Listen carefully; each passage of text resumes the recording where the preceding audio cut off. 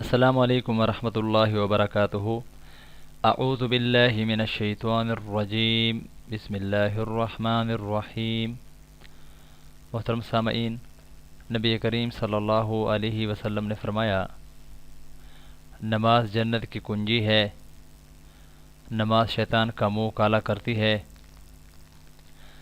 نماز رزق میں برکت کا سبب ہے، نماز میں انسان کی معراج ہے، نماز قبر کی سختی سے بچانے والی ہے، نماز میں بدن کی راحت ہے۔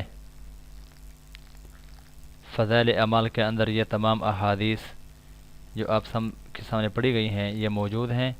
محترم سامعین، نماز بہت بڑا عمل ہے، ارکان اسلام میں اس کا دوسرا نمبر ہے، اور قبر کے اندر قیامت کے دن سب سے پہلے نماز کا ہی حساب کتاب ہوگا۔